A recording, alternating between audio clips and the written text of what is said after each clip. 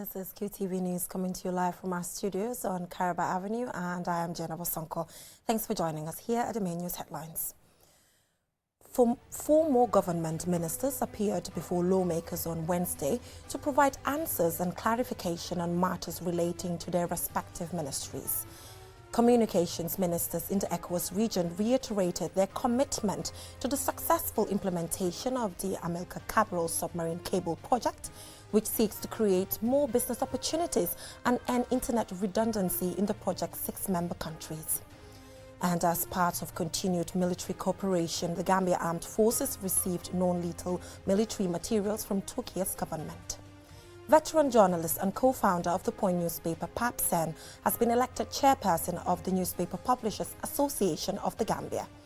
And in international news, at the 78th session of the United Nations General Assembly, African leaders have condemned soaring terrorism and coup d'etats in Africa. Now, those were the main headlines, and now the news in detail. Do stay with us.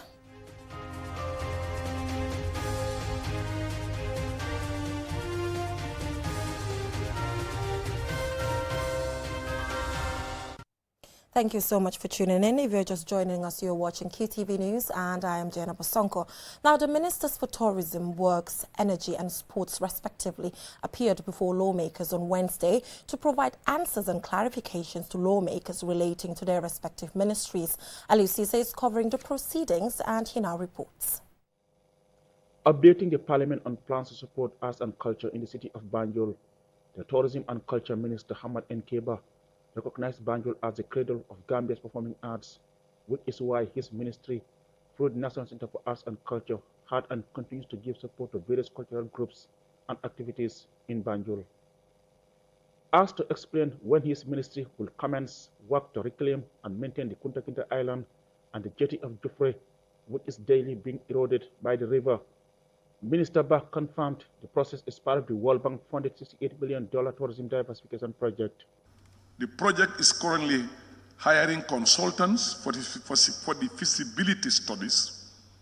This will be followed by the start of works to protect the island, which is a UNESCO heritage site.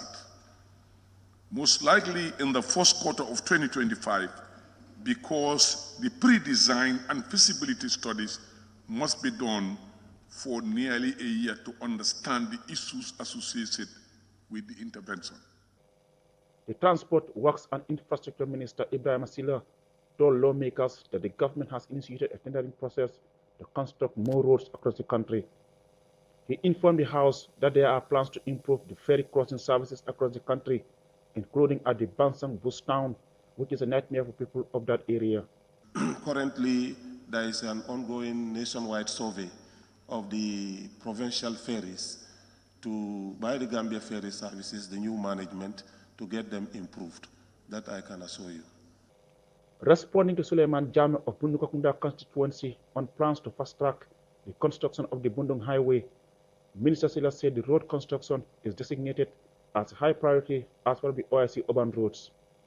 He promised that civic work will commence after the rainy season. He added that work on other OIC-related projects is progressing. Nonetheless, they face serious challenges in some areas due to resistance to demolition. Regarding the increased prices at fuel pumps, Abdullah Job, the Energy and Petroleum Minister, said the Gambia has among the lowest fuel pump prices compared to other countries, as a result of the fuel subsidy worth $180 million just last month. The price of fuel should have been more, the pump price should have been more than what it is today. So what I'm saying is the government forgo. If you want, you can say subsidy, but it forgo that revenue of 180 just for the last month. According to Minister Job, the government through NAWEC is committed to achieving universal access to electricity and to further address water shortage concerns, especially within the Greater Banjul area. Bakari Waibaji, the Youth and Sports Minister, updated lawmakers on the works at the country's only stadium in Bakau, which is deemed unfit by CAF to host international football. Honourable Speaker, as of 29th August 2023, the current renovation phase of the stadium was certified as 100% complete by the Ministry of Works, Transport and Infrastructure. The Ministry of Works has recently submitted the observation of the CAF inspector who visited the Gambia on 15 July 2023 for preliminary inspection at the invitation of the Ministry of Youth and Sports through the Gambia Football Federation. He told lawmakers it will cost millions of dollars to construct a stadium. With a few adjustments still required, the sports minister could not give a definite deadline when the stadium will be ready for use. Similarly, the Minister for Interior also appeared before lawmakers for questioning relating to his ministry. Reporting for QTV News, I am Aliou Cisse. Communications ministers in the ECOWAS region on Wednesday reiterated their commitment to the successful implementation of the Amilcar Cabral submarine cable project, which seeks to create more business opportunities and end internet redundancy in project's 6 member countries. They were speaking at the joint ministerial committee meeting currently underway in the Gambia. And Smane Sunyasi was there, and he now reports. The Amilcar Cabral submarine cable project is part of the ECOWAS Broadband Backbone Infrastructure Program, aimed at connecting the island nation of Cabo Verde to its nearest neighbors on the mainland, namely Guinea, Guinea-Bissau, Liberia, Sierra Leone and the Gambia. This third ministerial committee meeting comes in the wake of the second meeting that was recently held in Sierra Leone, during which all 6 member countries signed and adopted an agreement to formally usher in the development of the Amilcar Cabral submarine cable. It seeks to increase international broadband capacity in the respective member states and guarantee them redundancy in international connectivity. Minister Usman Ba of the Gambia and Liberia's Communications Minister Wariao Sewa Duna underscored the impact the Amilcar Cabral submarine cable will have on the economy of member states and reiterated their respective countries' commitment to ensuring its successful implementation and maintenance. As we go back about this submarine cable, I can say this with pride, that the private sector in the Republic of the Gambia, who are presently here today, has always been there to support our agenda to make sure that this submarine cable is implemented. Our government will support all other projects within this department that seeks to enhance the livelihood of our people within the South region. Liberia is ready to lead and committed to this initiative. The ECOWAS Commissioner for Infrastructure, Energy and Digitalization, Sedika Duka, and the Permanent Secretary at the Ministry of Communications in Sierra Leone, Tamba Joanna, said submarine cables such as the Amilcar Cabral submarine offer numerous advantages, such as high reliability, security and capacity, and cost-effectiveness on major routes. This, they say, is important for economic growth and job creation and will also promote digital transformation in the respective member states. They also stressed their commitment to the successful implementation of the project. As we are at the preparation phase, I think I also would suggest to have some suggestions to make to ministers, particularly to help or to assist the ECOWAS Commission to ease the preparation activities through a creation of, for example, a seed fund. We have to create the enabling environment. We have to ensure that businesses thrive. We have to ensure that we work together as decision makers, as we are now doing, to ensure that our youth, the flower of Africa, don't disappear in the Mediterranean or humiliated in Lampedusa or any other part of Africa, Europe. There were other speakers from other member countries, including Cape Verde and Guinea-Bissau, who also expressed a strong desire to support the implementation of the project. The project is named in honor of Amilcar Cabral, who led the independence struggle in Cabo Verde and Guinea-Bissau. The Freetown Pact indicates a strong commitment by all 6 countries to participate in the process of evaluating the technical, economic, financial, social and environmental feasibility of the project, as well as to mobilize the resources necessary for its implementation. The ECOWAS Commission is responsible for coordinating the implementation of the project and has since led efforts to engage beneficiary countries, donors and other stakeholders. Submarine cables are considered reliable because multiple parts are available for transmitting data in the event of a cable malfunction. They also boast capability to transmit terabytes of information per second compared with often only megabytes per second via satellite services. Ansmane Sonyasi for KTV News. Looking forward to tangible solutions that project will bring. Now moving forward, as part of the military cooperation, the Gambia Armed Forces received non-lethal military materials from Turkey's government at a ceremony held on Wednesday at the Defense Headquarters in Banjul. Mamadou Gajaga attended the presentation and this is his report. The bilateral relationship between the Gambia and Turkey's government has been further strengthened through the presentation of 2 armored personnel carriers, military uniforms, communication gadgets, boots, amongst other items. Turkey's ambassador to the Gambia, Tolga Bemak, said this donation is as a result of the long-standing relationship between the two countries. Our partnership has grown stronger over the years, encompassing not only political and economic ties, but also collaboration in the field of defense and security. Today's event is a testament to the commitment of both nations to further strengthen these ties for the benefit of our respective citizens. As the Gambia is among the countries committed to contributing to the United Nations peacekeeping operations, Quick Reaction Force, the CDS of the Gambia Armed Forces, Yakuba Drame, said these materials will help strengthen the Gambia Armed Forces' preparedness for such operations. He thanked Turkey's government and military for their continuous support. Turkey's armed forces and by extension, the government of Turkey, they've been a very strategic partner. Strategic in the context, they've been very reliable, very consistent, very genuine, and predictable. Deputizing for the Minister of Defense, Siaka Sonko, the Minister of Interior, describes Turkey as having been a strategic partner since the establishment of relations between the two countries in 1991. The handing over of the donated materials we are about to witness is the result of this very fruitful bilateral relations. I want to take this opportunity on behalf of His Excellency, the President of the Republic and Commander-in-Chief of the Armed Forces, Mr. Adama Barrow, to thank the Turkish government for the items donated.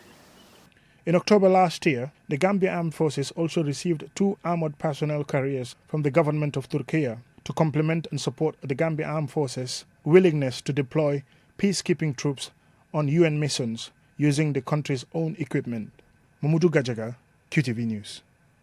From that story by Mamadou Gajaga, we'll now go for a short commercial break, and when we return, we have some more local and international news stories. Do stay with us.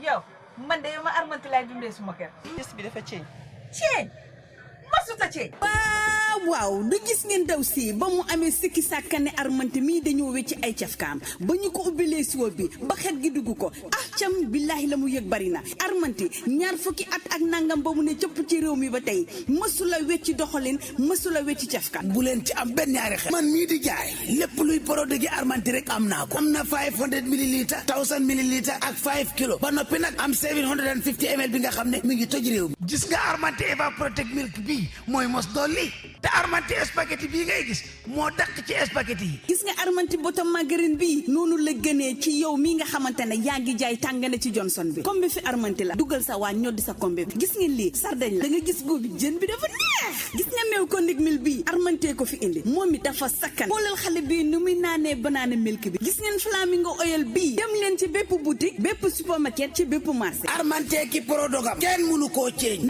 armanti boppam ndax moo di good quality food. Technology has always been at the forefront of our lives, and the way we use it has evolved drastically over the years. With the advent of 5G internet, we are entering a new era of technological innovation that promises to transform the way we live, work, and play. 5G internet is capable of providing data speeds up to 100 times faster than 4G, making it the ideal solution for streaming high-quality videos, playing online games, and downloading large files on the go. 5G internet is already transforming cities across the globe, powering smart cities, self-driving cars, and virtual reality experiences that were once thought impossible. 5G internet is also paving the way for Internet of Things, allowing for seamless connectivity between devices and the creation of a truly connected world. For the first time in the Gambia, QCell is bringing tomorrow's technology to you today with the launch of QCell 5G Internet. Get ready to experience the out-of-this-world wonders of QCell's 5G Internet. For more information, call 111. QCell.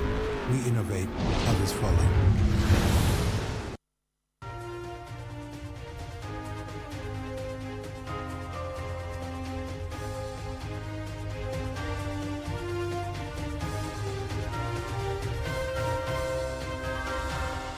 Welcome back from that short commercial break. If you're just tuning in, you're watching QTV News, and I am Jenna Bosonko. Still on local news, veteran journalist and co-founder of the Point newspaper, Pap Sen, has been elected chairperson of the Newspaper Publishers Association of the Gambia at the association's annual general meeting.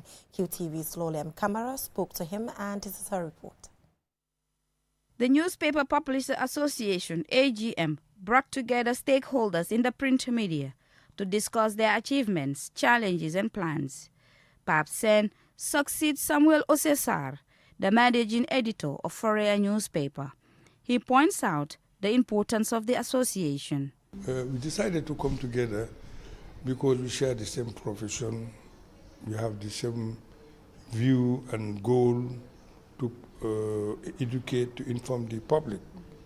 Our aim, as I said, to play a key role in the national development in the media industry, to contribute, to employ people, and also do everything possible to make sure there's a unity, peace in this country is our main goal.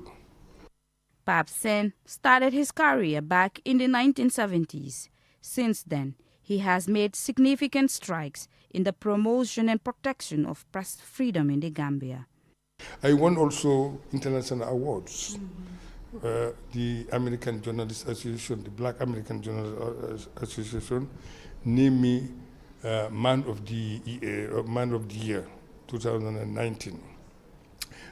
Before that, the Germans, 2016, also they awarded me press freedom. And also in Zambia, South Africa, in Dubai, I got all those accolades through defending press freedom. In a rapidly changing media environment, Mr. Sen says a lot of things have changed over the years. Compared to the last regime, there's a big difference. Because during the last regime, it was very difficult to work as a journalist.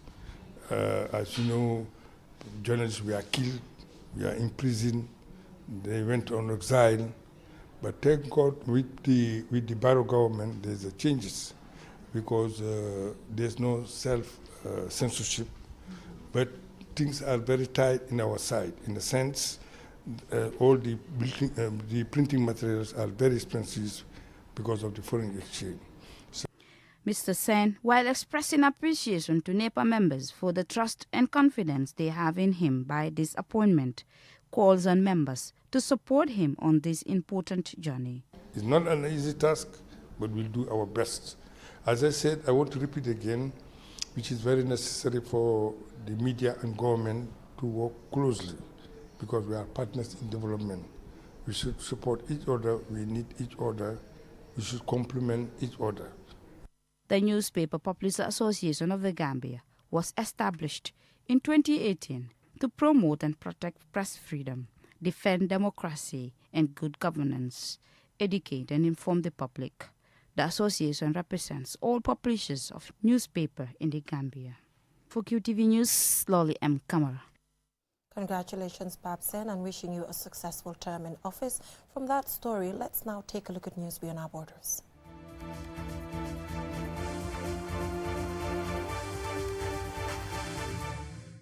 African leaders have condemned the soaring terrorism and coup d'etats in Africa while calling on the Security Council to assume its responsibility by combating terrorism in Africa.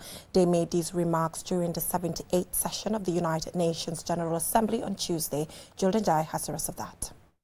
World leaders have gathered for the annual high-level United Nations General Assembly debate under the theme Rebuilding Trust and Reigniting Global Solidarity. accelerating action on the 2030 agenda and its sustainable development goals towards peace, prosperity, progress, and sustainability for all.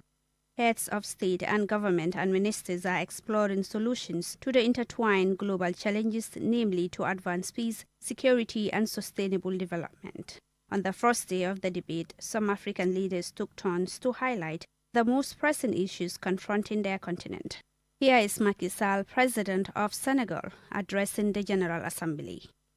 Senegal reiterates its firm condemnation of any type of anti-constitutional government change. The current emergency is also that of terrorism, which continues to gain ground in Africa without appropriate action taken by the Security Council. Particularly during its mandate in the Council in 2016 and 2017, Senegal has repeatedly raised the inefficiency of the peacekeeping operations in Africa. Bola Ahmed Tinubu, President of Nigeria, also spoke during the debate. President Tinubu says leaders must reaffirm democratic governance as the best guarantor of the sovereign will and well-being of the people. Our entire region is locked in protracted battle against violent extremists. And the turmoil, a dark channel of inhuman commerce has formed. Along the route, everything is for sale.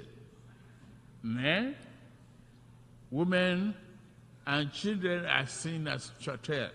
Here is Cyril Ramaphosa, President of South Africa. As we gather here, much of humanity is confronted by war and conflict, by want and hunger, by disease and environmental damage and disaster. Solidarity and trust between states is being eroded. Inequality, poverty, and unemployment are deepening across many nations in the world. Filipe Jacinto Nyusi, President of Mozambique, says the support his country is receiving in the fight against terrorism is an example of how Africa can solve its own problems. However, the issue arising is the need for a substantial support to these countries that, in a direct manner, countering terrorism with us in Mozambique in order to render the ongoing operation sustainable. In the aftermath of the Second World War, nations gathered in an attempt to rebuild their war-torn societies. A new global system was born, and 78 years ago, the United Nations was established as a symbol and protector of the aspirations and finest ideals of humankind. For QTV News, I am Julden Jai. Still on international news, migrants make up to 10% of those known to have died since floods hit Libya a week ago, the International Organization for Migration has told BBC News. Julden Jai again. Libya is hugely popular with migrants hoping to make the crossing to Europe. According to data from the IOM, a United Nations body, over 706,000 migrants live in the North African country in February 2023. Some of these migrants were new arrivals, while others have been living there for years, having been unable to make the crossing to Europe. 400 migrants are registered as having died in the floods, the IOM understands. Although it says that this death toll is likely to change as bodies continue to be recovered. The IOM and the World Health Organization have the wider confirmed death toll at 4,000. However, officials using different methodologies have been given widely varying statistics. For example, the mayor of Libyan city of Derna estimates that more than 20,000 people have died. Derna was by far hard hit by the floods. 2 dams burst amid heavy rains and the city was inundated with water. Around 10,000 migrants lived in the port city before the flood, and the IOM expects the death toll of migrants to be particularly high, considering they were settled in very low-lying areas, IOM Director of Emergencies Federico Soda said. Hundreds of residents of the eastern Libyan city of Derna protested on Monday against local authorities more than a week after heavy floods killed thousands in the city. They criticized the leader of the eastern Libya's parliament Agwala Saleh, and local authorities whom they blame for the floods and the inadequate response. The protesters said they wanted speedy investigation into the disaster and legal action against the leaders responsible. They also demanded compensation, investigation into the city's finances, and the rebuilding of Derna. Eastern Libya is governed by a parallel government, separated from the UN-recognized government based in the capital Tripoli. Several experts and humanitarian organizations have suggested that the floods could have been averted if local authorities evacuated residents or at least communicated the warnings about Storm Daniel. Experts have also said that the neglect of the city's dams by authorities led to their bursting and the unleashing of the flood waters.